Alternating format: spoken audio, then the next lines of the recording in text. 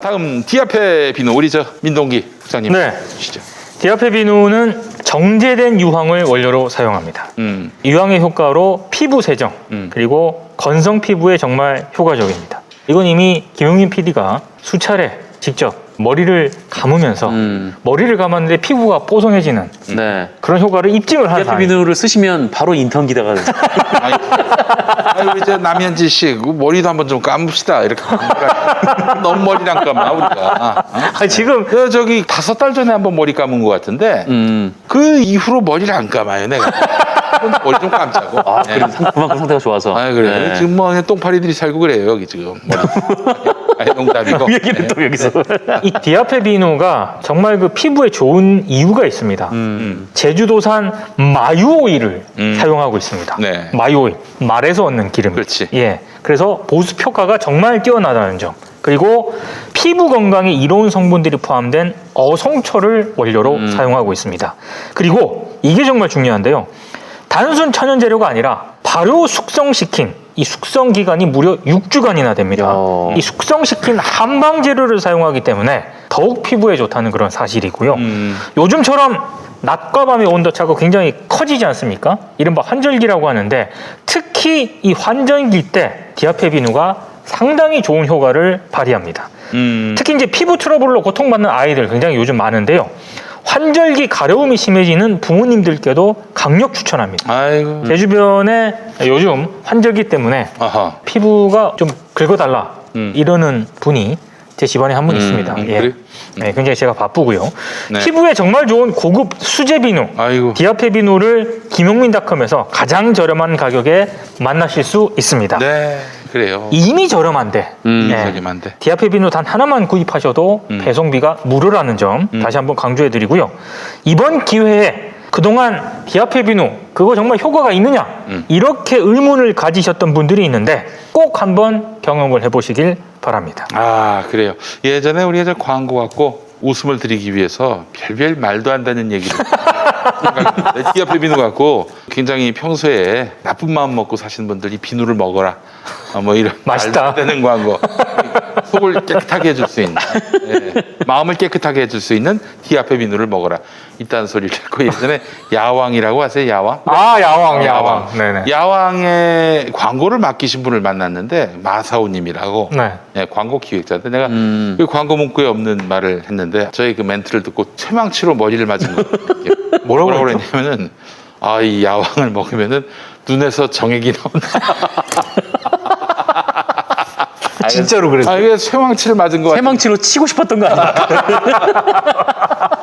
자 그래요. 디아페 비누 많이 사랑해 주시기 바라겠습니다. 정상근 기자 어떤 얘기 해볼까요? 네, 저는 오늘 가장 시끄러웠던 얘기 중에 하나였는데 그 언론중재법 얘기를 좀 하려고 하거든요.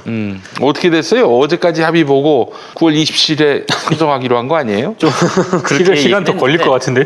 아무래도 네, 뭐 예상을 했던 대로 안 됐습니다. 네, 이 8인 협의체도 안 됐고 아마 오늘도 처리가 안 될 것 같다라는 생각이 좀 안 들어요. 돼. 네, 안 돼요. 아니 저 우리 송영길 대표님한테 뭘 기대합니까? 양반이나 뭐 윤호중 원내대표나 그럴 사람들이 아니에요. 네, 그래서 뭐 지금 뭐 그런 상황인데 사실 국민의힘하고 합의를 했을 때부터 이게 뭐 합의가 될 거라는 거를 예상을 할 수가 없었죠. 이 국민의힘은 사실상 정치적인 반대에 좀 가까웠기 때문에 이게 뭐 통째로 뭐 딜을 하든 축조심의를 하든 이게 안 될 거라는 건 이미 8인 협의체에서 민주당이 계속 수정안을 제시를 했는데도 국민의힘이 계속 안 되는 거죠. 예, 국민의힘이 계속 거부를 하니까 거부를 이 법을 처리되면 안 된다라는 게 국민의힘의 그냥 입장이니까 뭐 그런 거죠. 근데 사실 이 법을 처리하려면 그래서 전에 저희 국물 없는 기자에서도 얘기했듯이 그냥 빨리 해버리고 말았어야 되는 좀 그런 상황이에요. 이게 시간을 끌면 끌수록 여론은 계속 불리해지기 마련이고 그렇거든요. 그래서 이게 오늘 통과가 안 되면 좀 앞으로도 통과되긴 좀 어려워질 거라고 보고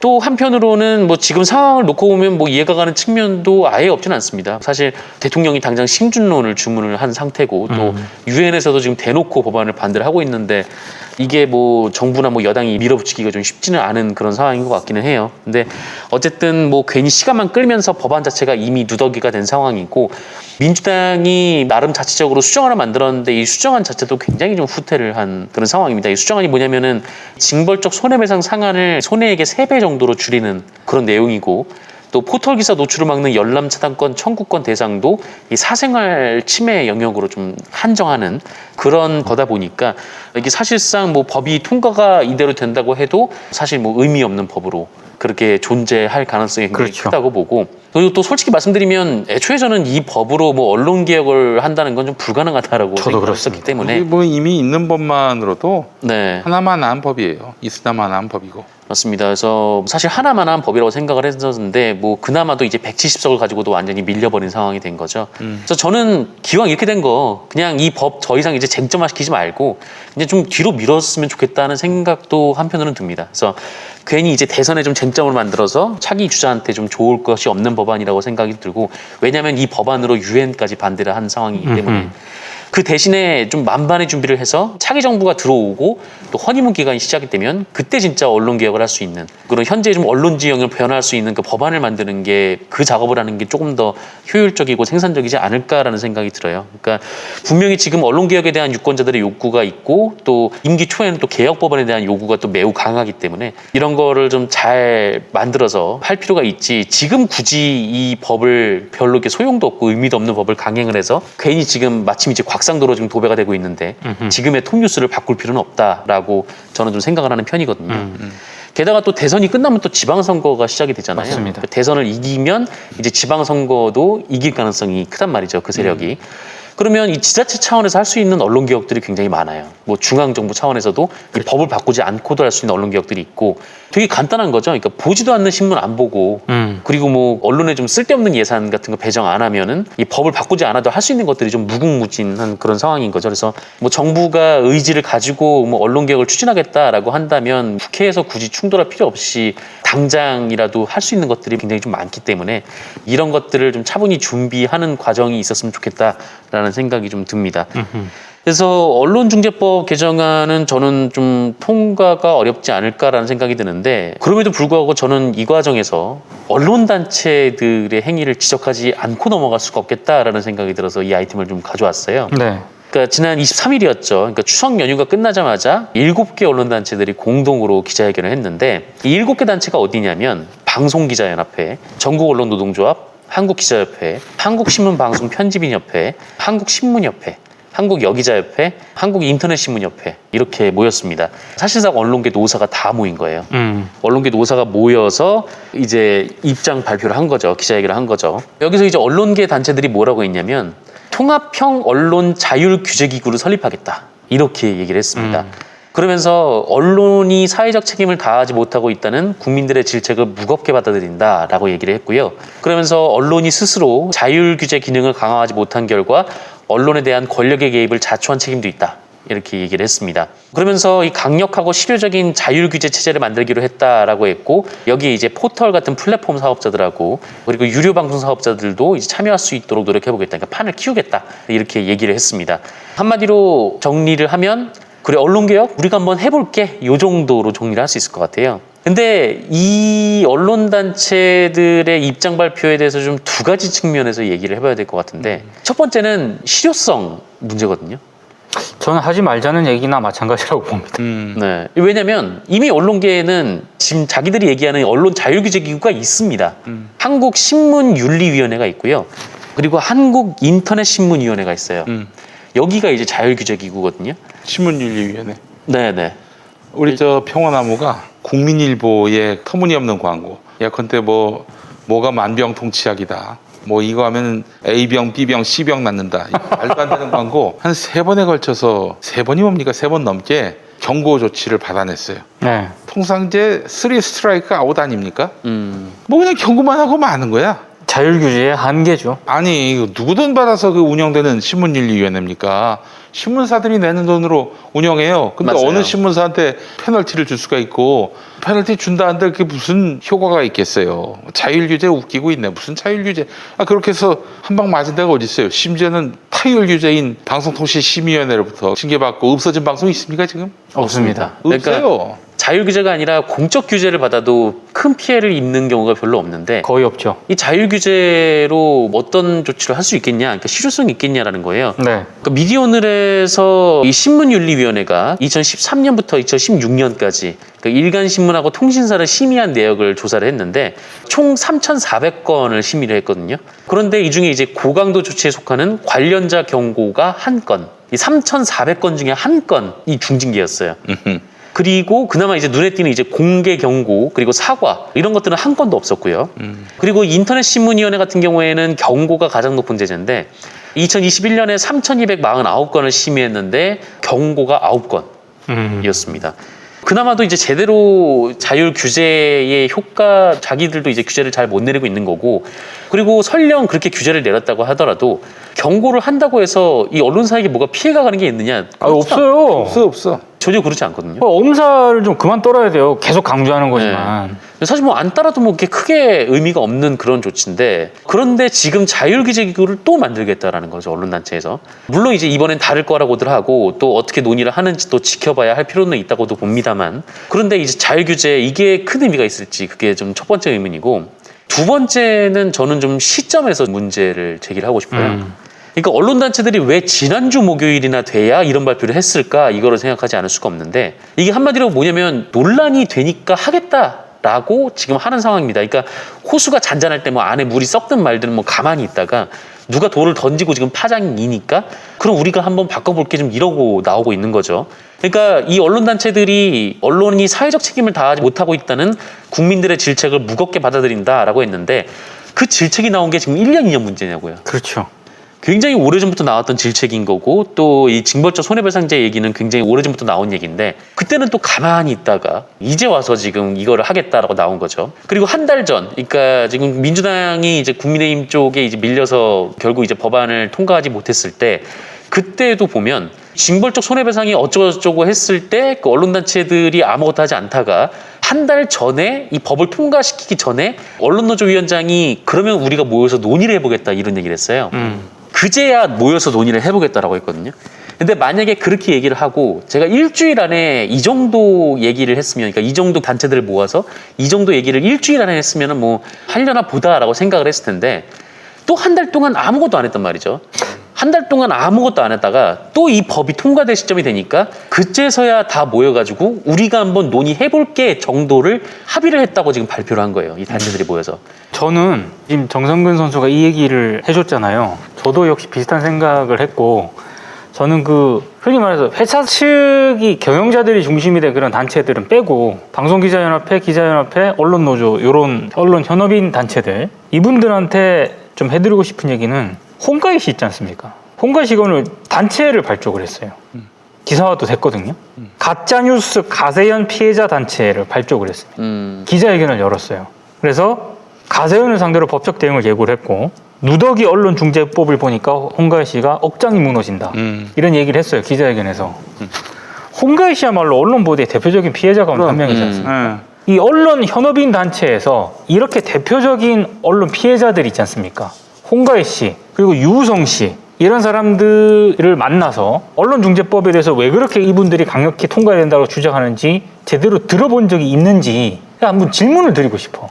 저는 무슨 뭐 언론 자유가 위축이 된다 이런 얘기 하기 전에 언론 보도로 인해서 심각한 피해를 입었던 피해자들의 목소리를 언론 현업인 단체들이 그동안 얼마나 들으려고 노력했는가 그럼 본인들한테 스스로 한번 질문을 던져보시라고 그런 얘기하고 오죽했으면 홍가희 씨가 이 단체를 발족을 하겠냐고요. 근데 진짜 지금 뭐 와가지고 뭐 이런 단체를 만들고 뭐 이런 얘기를 하겠다면서 얘기를 하는데 저는 그래서 좀 진정성이 좀 의심이 되고 있는 거예요. 이미 지금 민주당이 지금 징벌적 손해배상을 지금 5배에서 3배까지 낮춘 상태인데도 지금 반대를 하고 있거든요. 네.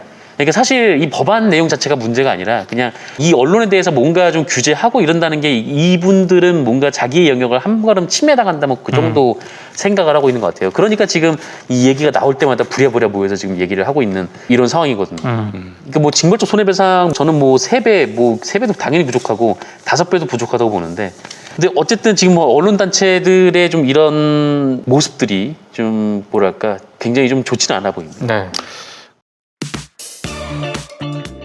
용디의 새로운 도전 썬데이 용인 8090 세대를 위한 라떼 월드를 열다.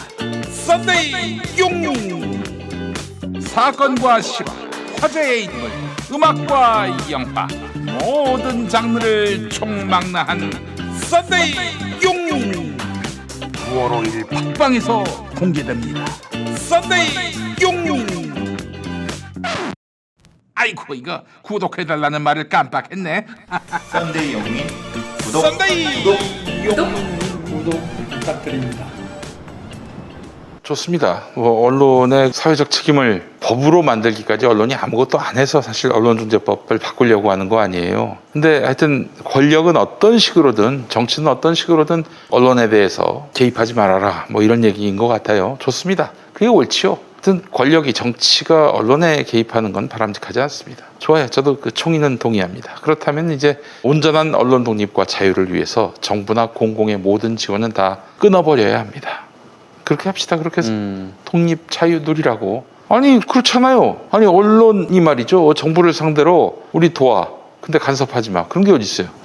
국민 세금으로 나가는 돈이 있으면은 그건 사실은 국정감사 대상입니다. 아니 솔직히 세금 받아가지고 운영되는 단체들 중에 국감 대상 아닌 데가 없어요. 민간 기업도 나옵니다. 정부 지원금 받으면은 민간 학교도 사립학교도 정부 지원 받으면은 국회 나와서 보고하고 청문회 응할 의무가 있어요. 근데 언론에 대해서는 뭐 개입하지 말아라? 좋아요. 그러면 정부와 공공의 모든 지원 다 끊어야 됩니다. 어떤 것이 있느냐? 우리가 늘 얘기했듯이 1년에 1조에 이르는 광고료, 정부나 뭐 지자체 공공기관의 광고, 공기업의 광고 다 끊어버립니다. 일체 집행하지 못하게 법으로 만드는 거예요. 그리고 정부와 지자체 공공기관, 공기업에 지금 배달되고 있는 신문들 다 끊어버립니다. 연합뉴스 구독하는 것도 다 끊어버리고 통반장에게 공짜로 나눠주는 신문이 있습니다. 이른바 개도지. 개도한다는 의미인데 개도지 보니까 조선일보도 있고 문화일보도 있어요. 어허. 조선일보하고 문화일보를 공공의 예산으로 구독하게 만드는 겁니다. 조선일보하고 문화일보 봐서 뭐가 개도가 됩니까? 뭐가 개몽이 돼요? 가짜뉴스를 배달하는 신문들인데 뭐가 개도가 되고 개몽이 됩니까? 요거 서울시만도 1년에 108억이 넘습니다. 이거 다 예산 끊어버립니다. 당연히 연합뉴스에 대한 정부 보조금 연 300억 다 끊어버립니다. KBS 수신연합부 왜 강제로 걷습니까? 그렇잖아요. KBS 언론 아닙니까? 언론이죠. 원하는 국민만 내게 만드는 겁니다. 수신연합부 전기요금에 합산해서 내는 게 아니라 부과는 다 해야겠지 하라고 해요. 직접 수령하라고 하는 겁니다. 어때요? 그렇잖아요. 공공이나 혹은 뭐 정부에 우리 건들지 말아라 이럴 것 같으면은 지원도 받지 말아야지. 그게 원칙 아닙니까? 물론 이렇게 되면은 이제 삼성 같은 대기업들, 부동산 업자들, 또 돈 많은 한수원 이런 데 한수원은 또 공공기관이라 안 되겠구나. 하여튼 이런 뭐 예를 들어서 거대 기업들 이런 기업들로부터 광고 의존도가 높아지겠죠. 이건 또 차단을 시키는 겁니다. 홍보비 상한 비율을 정하는 거예요. 뭐 이게 별로라면은 하지 마. 그냥 간섭도 하지 말고 그냥 지들 멋대로 하게 하는 겁니다. 그러면 이제 자기들도 답답하겠지. 답답하겠지. 이제 완전히 좀 이런 자본의 노예가 돼 있는 현실에 대해서 자괴감을 느끼겠지. 그리고 또 언론이라고 뭐 공공에서 좀 배려해주고 뭐 그럴 필요도 없는 거죠 사실. 굳이 기자실도 또 존재할 필요가 없는 거고. 그러니까 물론 이제 뭐 자료 같은 건 투명하게 공개를 해야겠지만. 그리고 세무조사도 법대로 하는 거지 뭐. 근데 그거는 진짜로 맞는 얘기 아닙니까? 왜 세무조사를 언론사 같은 경우에는 제대로 하고 있는지도 잘 모르겠고 항상 예외적인 대상이 되어야 되는지도 모르겠고 세무조사를 하면은 그걸 언론 탄압이라고 그러고. 제 말이 틀렸나요? 다들 동의하실 거예요. 그렇잖아요. 아니 공공의 어떤 간섭을 받지 않겠다 그러면 지원을 받지 말아야지. 그게 원리 원칙 아닙니까? 에이, 한심한 놈들 같으니라고. 근데 이게 사실 이렇게 원칙을 천명해봐야 이걸 집행할 사람이 없습니다. 적어도 더불어민주당의 현 지도부 중에서는 없어. 아니 지금 언론중재법도 지들의 이익을 위해서 만드는 겁니까? 언론의 공공성 강화를 위해 만드는 거 아니에요. 반대가 있더라도 당사자는 반대하겠지. 개혁 대상인 사람들은 반대하겠지. 근데 왜 개혁 대상자들이 반대한다고 주저합니까? 검찰 개혁에 주저했던 것처럼. 이런 놈들이 뭐하러 정치를 해요? 그냥 집에 가서 있지. 그렇잖아요.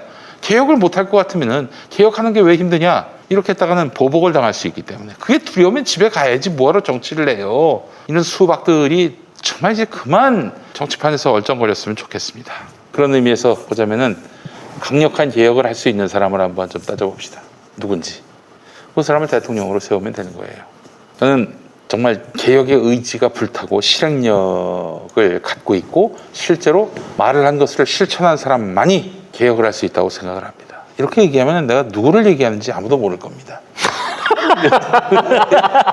하나도 모르겠는데요. 하나도 모르신다니까 참 다행입니다. 안도의 한숨을 쉽니다. 네. 안도의 한숨을 쉬어요. 어디 언론- 언론 점이라도 쳐볼까요?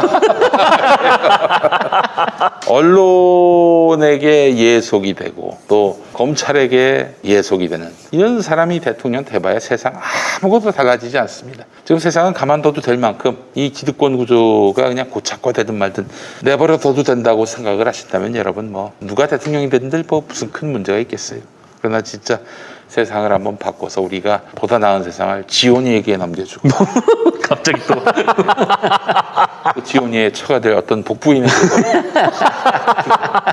그래야 되는 거 아니겠습니까? 그런 세상을 물려줘야 되겠다는 사명감을 가지신 분들은 이번 대선 때 정말 피를 튀겨서라도 세상을 바꿀 의지가 있는 사람을 택해 주시면 감사하겠습니다.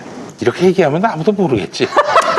누가 김용민에게 지목당했는지 아무도 모를 겁니다. 아, 다들 나가서 홍준표 찍는 건 아닌지 모르겠습니다. 아마 지금 확실히 세상을 바꿀 것 지금 같은데. 이 방송을 보시는 분들이 퍼즐 찾기를 하고 있을 겁니다. 네네.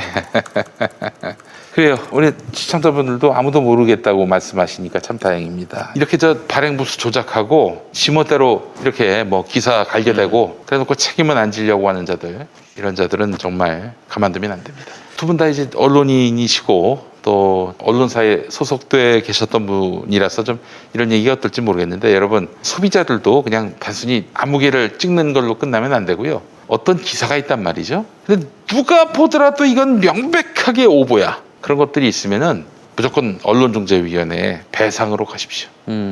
명백한 팩트가 틀린 부분들이 있잖아요. 근데 이제 팩트가 틀리더라도 이게 뭐 정말 틀릴 이유가 있는 것들, 뭐 예를 들면은 어떤 선행 보도가 잘못 보도를 했을 경우나 이런 경우. 그러니까 내가 거짓 보도를 할 의도는 없었는데 하여간 뭐 이런저런 이유 때문에 사실이 아닌 보도를 했을 경우를 제외하고 이 기자가 명백하게 가짜를 사실 아닌 것을 보도했다 그러면은 언론중재위 가서 언론사들이 은매 기주고 합니다. 예. 조선일보가 이재명 지사 아들이 뭐 이렇게 화천대유에 있었다 이렇게 오보를 냈잖아요. 그게 말이죠. 납작 엎드렸죠. 그래서 바로 사과문을 냈습니다. 얄짤없거든 이런 거는. 조선일보라고 해서 뭐 과거에는 그랬겠지.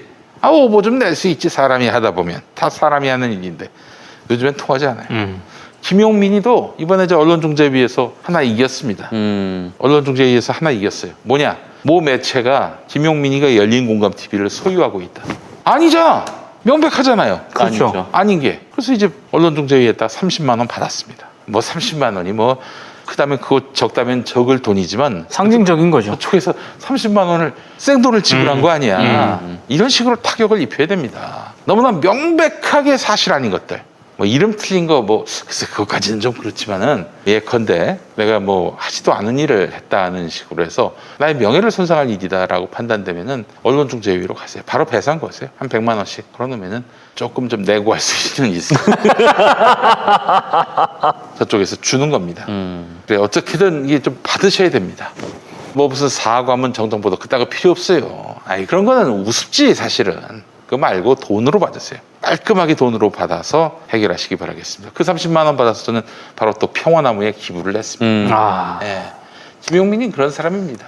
혹시 그렇게 받은 30만 원도 세금을 띱니까? 아 그거는 아닌 것 같아요. 세금 바로 안 뛸 겁니다. 전액 배상 또- 얘기라는가? 예, 아. 전액은 뭐 그걸 소득이라고 보기엔 좀 그렇잖아요. 네. 예. 혹시 세금을 띄면은 이제 청구를 할 때 33만 원으로 청구를 해야 하나 싶어서. 뭐든지 하여튼 사실이 아닌 게 명백하다.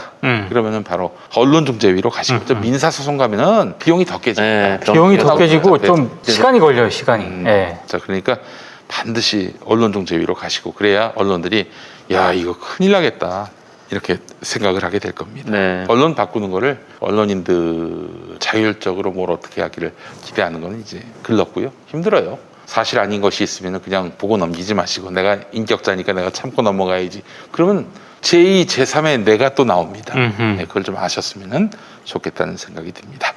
자 오늘 이 순서 마치도록 하겠습니다. 다음 주는 이제 우리 쉬고 네. 대체 공휴일 때문에 그 다음 주도 대체 공휴일이라서 쉬고 쉬고. 그 다음 주에는 폐지되겠습니다.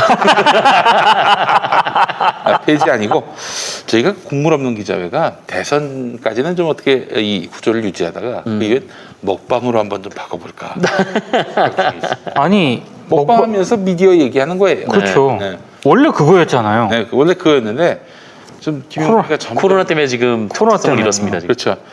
좀 굉장히 다크니스한 그런 삶을 살고 있어서 그랬는데 다음엔 좀 먹는 방송으로 저희가 가도록 하겠습니다. 예. 청취자들도 한번 초대해가지고 같이 먹으면서 좋죠. 이야기 네. 나누는 시간도 가져보도록 하겠습니다. 자, 아직 안 끝났는데 우리 석철수님께서 이동형으로 고고라고. 이 새끼 차단. 농담입니다. 예, 농담입니다. 예, 농담입니다. 예. 시청해 주셔서 감사하고요. 예, 예. 네, 다음 시간에 뵙겠습니다. 고맙습니다. 그렇습니다. 아,